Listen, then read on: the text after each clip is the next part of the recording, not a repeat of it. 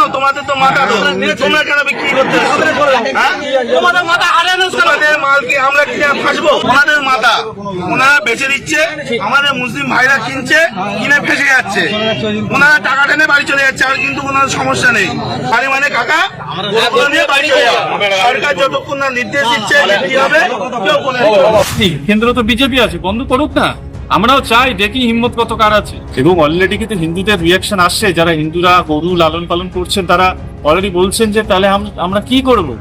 গরু পুষে আমাদের মেয়ের বিয়ে দেবো, গরু পুষে একটা ঘর করবো, ঘর ভেঙে গেছে, তাহলে গরু যদি বিক্রি করতে না পারি, মুসলিম ভাইরা যদি না খায়, তাহলে তো গরু বিক্রি হবে না বাজারে।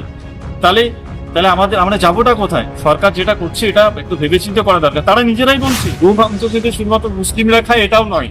আপনি নর্থ ইস্ট, সাউথ ইন্ডিয়া যান, খ্রিস্টান থেকে শুরু করে 2-3% হিন্দু, তারাও কিন্তু গরু খায়। এবং যারা খ্রিস্টান আছেন, বৌদ্ধ আছেন, আপনি জানেন যে কেন্দ্রে বর্তমান ইউনিয়ন মিনিস্টার কিনেন নিজে।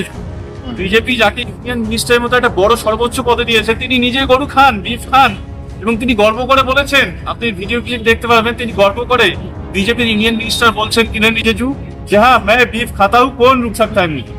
তাহলে আপনি একদিকে বলছেন বিজেপির অন্ধভক্তদের আপনি মন জয় করার জন্য, আপনি একদিকে বলছেন যে গরু ব্যান করা হবে, মুসলিমদের জব্দ করার জন্য গরু খাওয়া যাবে না, কিন্তু অন্যদিকে আপনি একজন গরু খাওয়া ব্যক্তিকে দেশের সর্বোচ্চ পর্যায়ে ইউনিয়ন মিনিস্টারের পদে বসিয়েছেন। এটা কিরকম দোগলাপান ভাই? এটা কি গরুর বিয়ে দিচ্ছেন নাকি? যেমন মেয়েদের বিয়ে হলে 18 বছর, ছেলেদের 21 বছর, মানে গরুর বিয়ে হচ্ছে 14 বছর হতে হবে।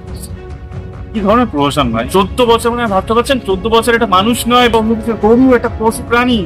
14 বছর তাকে লালন পালন করে মানে রাখতে পারবে? ধরুন 14 বছর আগে 12 বছরে গরুটা একটু অসুখ বিসুখ কিছু হবে, তাহলে তাকে খাওয়া যাবে না? কি বলবো, ধরুন সরকারে যখন অশিক্ষিত এবং নন ডিপ্লোম্যাটিক লোক থাকেন, যারা পলিসি বোঝেন না, যারা ফিনান্স বোঝেন না, যারা রাষ্ট্র কিভাবে রান করে সেটা বোঝেন না, জিএসটি কি হয় সেটা জানেন না, তখন কিন্তু এইরকম মানে সিচুয়েশন এবং এইরকম পদক্ষেপ দেখতে পারবেন। আমি গ্যারান্টি দিয়ে বলছি, আপনি এমএলএ এমপিদেরকে জিজ্ঞাসা করুন জিএসটি কি, অনেকে বলতে পারবে না। ফিনান্স কি জিনিস অনেকে জানবেন না। এই যে বিষয়গুলো, তারপরে আপনি গরুর কথা বলছেন, এই গরুর ব্যাপারটা যে মানুষ যতটা না গরু খায়, তার থেকে কিন্তু গরু কিন্তু ভারতবর্ষ থেকে বিশ্বে রপ্তানি হয়। ব্রাজিল এবং আর একটা দেশের নাম আমি ভুলে গেছি, 3 নম্বরে আছে ভারতবর্ষ, যেখানে বিফ বাফেলো রপ্তানিতে তৃতীয় বিশ্বে।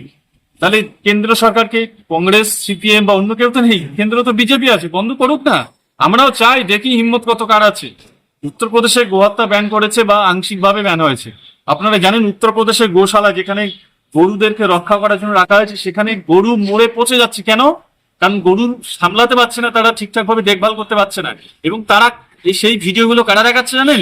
যারা বজরং দল বা গোরক্ষা বাহিনী আছে, তারা নিজেরাই বলছে দেখিয়ে ये उत्तर प्रदेश का गौशाला का हाल है, यहाँ पे গায়ে মারা পড়া হয়। কেন বলছে বলুন? তারাও বাস্তবটা বুঝতে পেরেছে যে গরু যদি মানুষ না খায়, গো মাংস যদি ভারতবর্ষে মানুষ না খায়, তাহলে কত গরু আপনি গোশালায় রাখতে পারবেন? সামলাতে পারবেন না। কারণ গরু যেমন একটা বড় প্রকাণ্ড প্রাণী এবং সস্তায় পাওয়া যায় এবং সুস্বাদুকর খাদ্য, এবং সেই রকম কিন্তু গরুর প্রোডাকশনটা কিন্তু অনেক হাই লেভেল। গরু যেভাবে প্রোডাকশন হয়, সেই রকম কিন্তু বাফেলো বলুন বা অন্য মহিষ বলুন কিছু হয় না। তো গরু যেমন প্রোডাকশন বেশি, সেরকম মানুষ কিন্তু খেয়ে গরুর যে একটা, এটাকে বলা হচ্ছে ইকোসিস্টেম, সেটাকে মেনটেন করছে। তাহলে উত্তরপ্রদেশে গো ব্যান করা আছে, বা সেখানে গোরক্ষা বাহিনী তারা গরু রক্ষার জন্য গোশালায় রাখছে, কিন্তু গোশালায় দেখা যাচ্ছে গরু মারা যাচ্ছে দেখভালের অভাবে। এটা পশ্চিমবঙ্গে হতে চলেছে।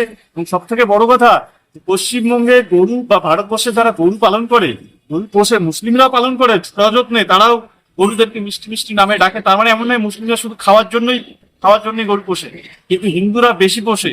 এবং অলরেডি কিন্তু হিন্দুরা বলা শুরু করেছেন যে গরু যদি বিক্রি করতে না পারি, তাহলে ছেড়ে দেবো, কোথায় যাবো আমরা? কারণ গরু ব্যবসা করে আমাদের সংসার চলতো, গরু ব্যবসা করে আমাদের পরিবারের সব মানুষের সংসার চলে। তাহলে গরু যদি বিক্রি না হয়, কেনা বেচা না হয়, তাহলে আমরা পথে বসবো। আমাদের গরু ছেড়ে দিতে হবে, যেখানে সেখানে গরু দিয়ে মারা যাবে। তাহলে এটা বুঝতে হবে যে একটা স্টেটে, একটা দেশে ইকোনমিকেও কিন্তু ব্যাক সাপোর্ট দেয় এই গরু বা গোমাংস। যদি গোমাংস, এবং সব থেকে বড় কথা কি বলুন তো, গোমাংস কিন্তু শুধুমাত্র মুসলিমরা খায় এটাও নয়। আপনি নর্থ ইস্ট, সাউথ ইন্ডিয়া যান, খ্রিস্টান থেকে শুরু করে 2-3% হিন্দু, তারাও কিন্তু গরু খায়। এবং যারা খ্রিস্টান আছেন, বৌদ্ধ আছেন, আপনি জানেন যে কেন্দ্রে বর্তমান union minister Kiren Rijiju, BJP যাকে ইউনিয়ন মিনিস্টারের মতো একটা বড় সর্বোচ্চ পদে দিয়েছে, তিনি নিজে গরু খান, বিফ খান, এবং তিনি গর্ব করে বলেছেন, আপনি ভিডিও ক্লিপ দেখতে পাবেন, তিনি গর্ব করে বিজেপির ইউনিয়ন মিনিস্টার বলছেন কিনে রিজিজু যে হ্যাঁ मैं बीफ खाता हूं कौन रुक सकता है मुझे। তাহলে আপনি একদিকে বলছেন বিজেপির অন্ধভক্তদের আপনি মানে মন তাদের মন জয় করার জন্য আপনি একদিকে বলছেন যে গরু ব্যান করা হবে, মুসলিমদের জব্দ করার জন্য গরু খাওয়া যাবে না, কিন্তু অন্যদিকে আপনি একজন গরু খাওয়া ব্যক্তিকে দেশের সর্বোচ্চ পর্যায়ে ইউনিয়ন মিনিস্টারের পদে বসিয়েছেন। এটা কিরকম দোগলাপান ভাই? আপনি যদি কেন্দ্র সরকার বা বিজেপি সরকার যদি সত্যি গোমাতা নিয়ে চিন্তিত হতেন, তাহলে কি তারা কখনোই তাদের ক্যাবিনেট মিনিস্টার একটা বড় মিনিস্ট্রি পদে একজন এমন ব্যক্তি যিনি গরু খান এবং গর্ব করে বলেন যে আমি গরু খাই, তাকে বসাতে পারেন? অর্থাৎ মানুষকে বুঝতে হবে তাদেরকে ধোঁকা দেওয়া হচ্ছে, তাদের চোখে ধুলো দিয়ে তারা সরকারে বসে লুটতারাজ করছে। এটা সিম্পল কথা, আপনি বলুন না। আমি বলছি যে গরু রক্ষা করতে হবে, গোমাংস খাওয়া যাবে, কিন্তু আমি আবার একজন গরু খাওয়া ব্যক্তিকে আমার সরকারের সর্বোচ্চ পদে বসাচ্ছি, তার মানে কি পরিষ্কার হয়ে যাচ্ছে। এবং দ্বিতীয় কথা হচ্ছে, গো মাংস খাওয়া যদি বন্ধ হয়ে যায়, তাহলে গ্রামে যারা গরিব মানুষ, যারা শুধু দুধ পালন নয় গরু বিক্রি করে, তাদের যে ছোটখাটো স্বপ্ন, কেউ বাড়ি ঘর তৈরি করবেন, কেউ বাচ্চাটার কলেজ ফি দেবেন, বাচ্চা উচ্চশিক্ষার জন্য তার ছেলে সন্তানেরা উচ্চশিক্ষা যাবেন বলে কলেজ ফি জোগাড় করার জন্য গরু পোষেন, যে 4টে গরু আছে 3টে বিক্রি করে আমার ছেলেটাকে কলেজে বা ইউনিভার্সিটিতে ভর্তি করা হবে। এটা স্বপ্ন, এইরকম গরিব মানুষ এই স্বপ্ন দেখেন।